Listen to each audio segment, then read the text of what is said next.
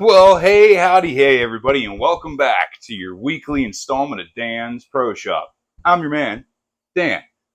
For those of yins that don't know, I am hooked up with Fluke. And if you don't know what Fluke is, you really need to. And let's be honest, if you're watching this, you definitely know what Fluke is, and they are the tippy top of electrical testing equipment and meters and all that kind of stuff. If you're putting your digits in something potentially 1,000 volts, you want to have the best thing that there is available between you and it. So today's offering is the Fluke 233. If you guys are unfamiliar with this thing, stick around. We're going to go through it. A little tour, a little tutorial, if you will. The function, form, and fitment of the Fluke 233 and why it just may be the meter for you. So let's dig into this thing and see what it's all about.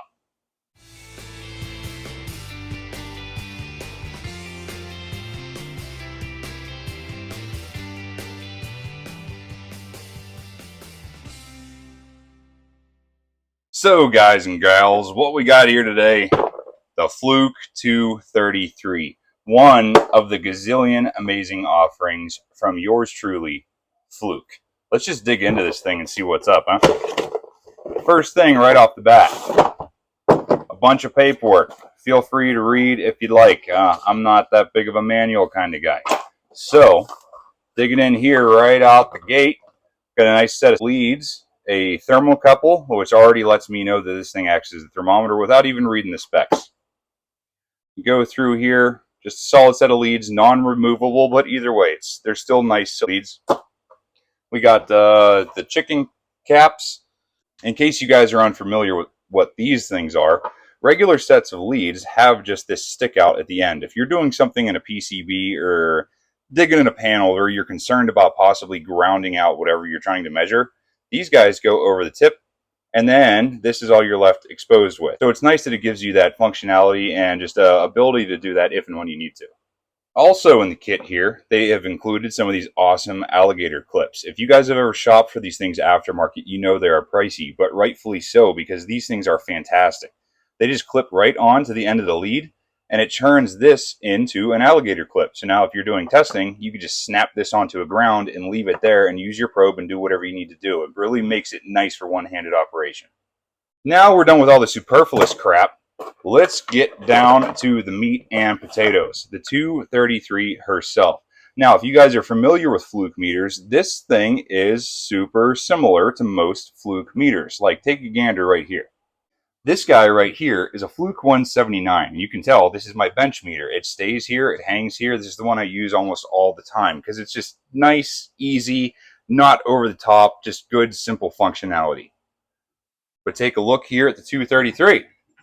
You see a lot of similarities here, but there is one glaring difference that makes the 233 stand out. Now, by far in a big way, the coolest thing that makes the 233 stand out and be a meter of its own. Check this out. The screen is removable. Now, we'll get over the reasons why this is such a big deal here in a minute, but I just want to let you guys know that this thing does this, and we'll go over some sweet functionality.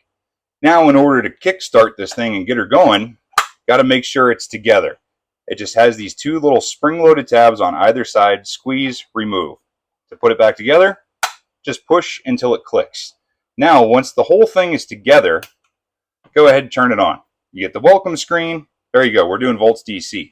Once it is on, you can remove it, and this thing is good to a range of about 30 feet. I think it says like 33 or 35 on the box, but let's just say 30 for safety's sake.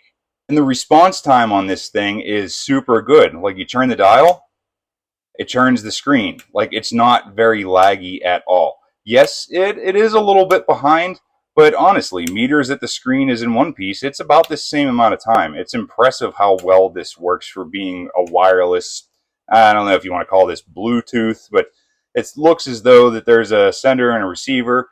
But I'm not exactly sure how this works, but it's awesome that it does. Now, in case you guys are wondering, hey Dan, if this thing's taken apart, can I do a power cycle? Well, if you turn this thing off and then turn it back on with the head not on it, it will not start.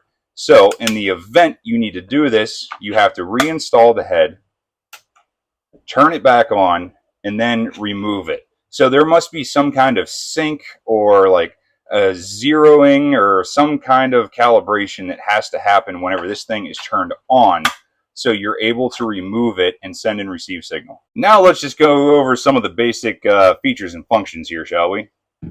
I'll prop this thing up so you guys can see the screen here while I'm messing with this. So obviously you guys know we have volts AC, squiggly line AC because it alternates up and down. DC, straight line, it doesn't move, it's straight across. That's just hands down the easiest way to remember that. Then we have millivolts AC and DC. Now you guys see here on the screen, we are in millivolts AC. You hit the function button, now we are in DC. So anything you see here on the screen with a yellow icon and a white icon, you hit the function button, it switches between the two.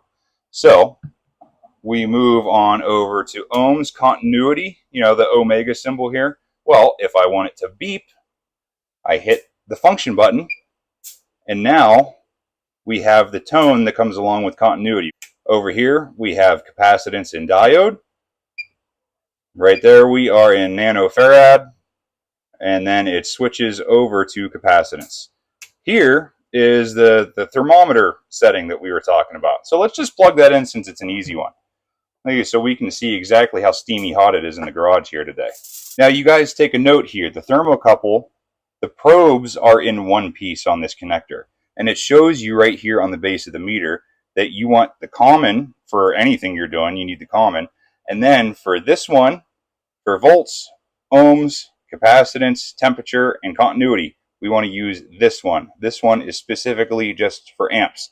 So when plugging this guy in, make sure that you have your common in the middle and the red one where it's supposed to go. Well, look at the screen there. We got 30.2 degrees. I don't know about you guys. I'm not very Canadian. We need to go ahead and switch this into freedom units. So you see here under the screen, there is also that thermometer reading. We hit range, switch that over to freedom units. It is 86 degrees in this garage. And brother, it feels like way worse than that, but honestly, that's kind of depressing for how hot it is. Since we're looking at the screen here, yes, it is backlit. I know that's kind of hard to see on film, but believe me, if you are in a dimly lit mechanical room, having a screen backlight is just an unparalleled must-have feature. Now we'll go ahead and get rid of that thermocouple because we ain't needing it no more. It's just depressing seeing how hot it is. We move on down the line here to amperage, AC, and hertz. So we're back to the function. Right now we are amperage AC. We hit the function. Now we go to hertz. So this will tell you your frequency. We here in the States run 60 hertz, and our fellows across the pond that also use Celsius, they run around 50. So if you are one of those international cats that, I don't know, you're running around an airplane doing different stuff, or just you work on a lot of foreign machines and you're setting up transformers or whatever, it's nice to have the ability to know what frequency you're running on. And last but not least, we head on down here to amps DC. You see this one doesn't change because it's the only thing available. So yeah, it is what it is, but it's amps DC, just like we said before. With the straight line, it doesn't do anything. It doesn't fluctuate up or down. It's just straight DC amperage. Now we'll just go all the way back over to the ticker here. And I don't know. Let's just do some function test and play around with the leads a little bit. Oh yeah, in case you guys are wondering, this thing does have a kickstand. So guys, just for S's and G's here, let's do the simplest of the simple tests. Simply because, why not, right? So we'll go ahead and plug in our leads in the appropriate locations like we went over earlier. We have our meter set to volts AC, like you can hopefully see right there. Let's just go ahead and jam it in an outlet. See what we got. You can see it better than me. Look at that, 125.5. You can tell we're not connected. The thing is separate. It's doing its thing. Now, just because, let's go ahead and back up and see if and when and how far this thing works and stops working. So excuse the shakiness, but you guys are in the hand here. So you can tell here we got the meter hooked up on volts AC, jammed in the outlet, and we got the screen disconnected here, and we're just going to keep going until it don't go no more. We're starting to flicker, but it's still reading. We're going. We're going. Well, still. Hey, let's turn that light on, huh? There you go. Now we're starting to flicker a little more. We're probably about 25 feet right now. It's still reading. As long as I quit moving, it kind of just like regains what it's supposed to do. This may be about the threshold here, and this is right about 30 feet. I'm at the edge of the garage, and I know it's 28 foot from this threshold to the wall. So let's move back in a little bit. And all you guys can see there in that top right-hand corner, it's telling me that we're starting to lose range. The frequency is dropping out. So we move back in. I tell you what, 30 feet is right about it. Turn that light back on. Either way, that is pretty solid for not using like a cell phone or Ethernet or anything. It's just straight up like a radio signal from this thing or however it transmits. But that's pretty good for what you can get out of it. Now, guys, I told you I'd tell you a story about why this is such a big deal. I believe I've told this story before, but it's a darn good story. So you care to hear it, stick around. Way back when, back in the day, I was trying to fix/diagnose an electrohydraulic valve. So it's an electric over hydraulic solenoid valve. So you guys know me. I've had my tenure with plastic injection molding machines. If you guys are familiar with these bloody machines, the control panel is on one side. Let's just say we're looking at a car for reference, okay? The control panel is at the driver's side rear tire. Let's just say that the valve I am trying to diagnose is at the passenger side front tire. Well, if you guys know, these leads are only 2 feet long, right? So how am I supposed to stand at the control panel and activate something and also be on the other side of the machine monitoring that valve and seeing what's going on? By golly, something like this does it for you. Now, I know I've gone over stuff in the past, different meters like the 378 or 376. Yeah, both of those. They use Fluke Connect through an app on your phone, which is absolutely fantastic. And I've actually reviewed both of those meters before. So if you're interested, check out the links here or down in the description. But that uppity functionality also comes with an uppity price. You know, it is fantastic, but you need to weigh and measure what you're looking for. This thing is self-sufficient. It doesn't require internet. It doesn't require an app. It doesn't require data plan or what. It just, this thing works on its own. It has a generator and it has a receiver. It is self-contained. So in the event you're doing something what I described here, you can put the base module of the meter and your leads on the thing that you're function testing, take the screen with you back to the control panel. Now I can activate stuff all I want, and I can see physically in real time what my meter is doing because I have the ability to separate myself from my meter leads. And man, if I have to explain too much how big of a deal this is, bro. And another quick little example. Let's say you're doing something in a cabinet that you might be a little sketchy about. Let's say you have an exhaust fan that's been blowing fuses like crazy and you need to monitor something, but you don't necessarily want your face in there while you're monitoring it. You know, it's never really a good idea to be operating a panel with the door open, but for diagnostics, you have to do a lot of stuff hot. I digress. You guys know what I'm talking about. This thing gives you ability. Put the meter in the cabinet with the leads, use the alligator clips, do whatever you want to do, hook this up to whatever you're trying to read, close the panel, lock it with your meter in there, stand out here in the safety zone with the screen, and you can do whatever you want to do and see what's going on. So in the event that thing just decides to kaplooey and let the magic smoke out, it's just your meter and stuff in there. It's not you. You can always buy a new one of these things, but a new one of these things, yeah. God only gives you one of them. And dude, another super cool thing about this little guy here that I may have forgot to mention, because I know I definitely forgot to mention it. Not only is it awesome enough on its own, it stands there on its own, it does its thing, you put it on the panel in front of you, whatever. Not only does it sit there on its own, it's magnetic. It's for how dumb simple that is. That is freaking fantastic. That is freaking fantastic. That is freaking fantastic. It's if you guys do stuff like this on a daily basis, you know, like that's why we all buy these like nylon straps for your meters, so you can hang the meter on the panel in front of you, so it's at eye level, easy to read, and you can use your leads and do whatever you need to do.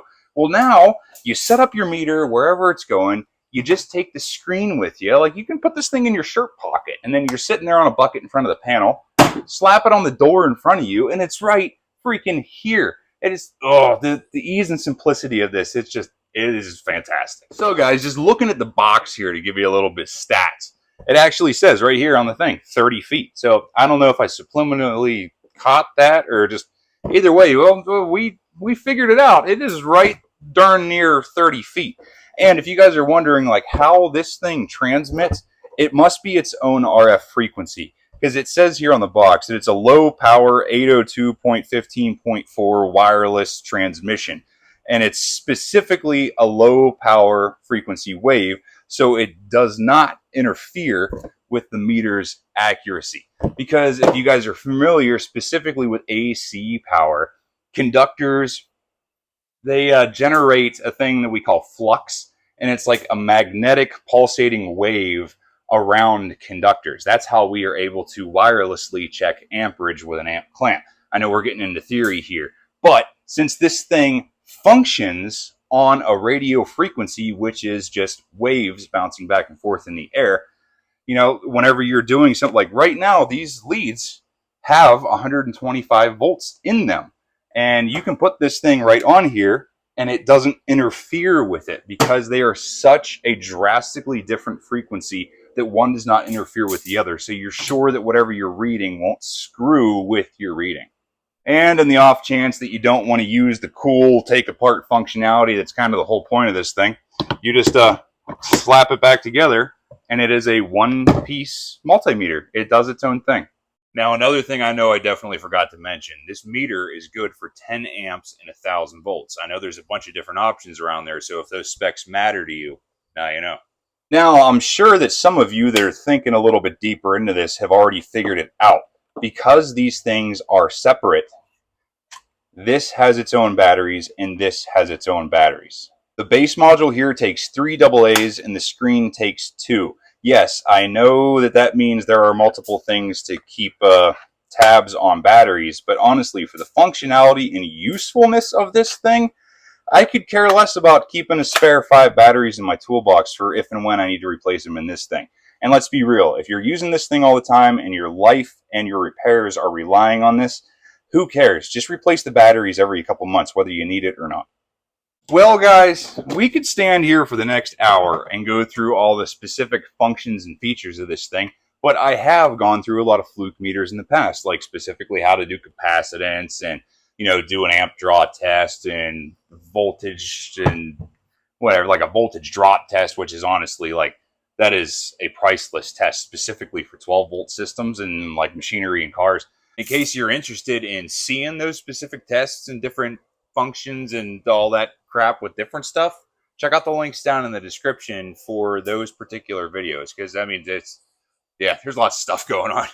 But you know, it's not necessarily how to use it, it's that this thing gives you that stuff to use. Because if you're looking at stuff like this, you are thinking of this thing as a possible contender to add to your toolbox. And bro, I got to tell you, this is a solid addition, because I can't tell you how many times that I have been using one of my other meters, specifically one of the ones with Fluke Connect.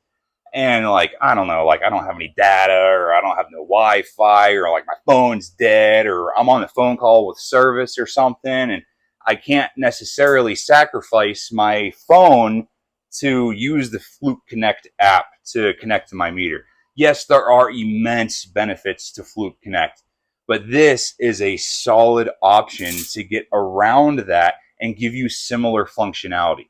Yet you don't get all of the goodies like the data logging and like the live graph. And yeah, I'm telling you, it's similar, but it's not apples and oranges. It's more like oranges and tangerines. I don't know if that makes any sense, but this is a good stand-alone system. You know, no, it's like really cool to have like a pneumatic roofing nailer, but if your compressor goes out, it's just a boat anchor. You know, it's always good to have a hammer and a nail. It does the exact same thing, but it is simple. It is self-contained, self-reliant, and I don't need my phone to be working to do it. So, yeah, guys, this thing, it ticks off a lot of the boxes. It's not overly complicated, but it has the core functions you want. Voltage, AC-DC. Amperage, AC-DC. It has continuity. It has continuity with a tone. It has capacitance and diodes. And we even got a thermocouple. So guys, for 95% of what you would run into in repairs and diagnostics and stuff, this is a solid choice. So if you guys are interested, please check out the link down in the description below to see about getting one of these 233s for yourself. And man, I'll tell you what, you won't regret picking it up because this is going to be a good meter for a long time. So hopefully you guys enjoy this thing, and we'll see you next time.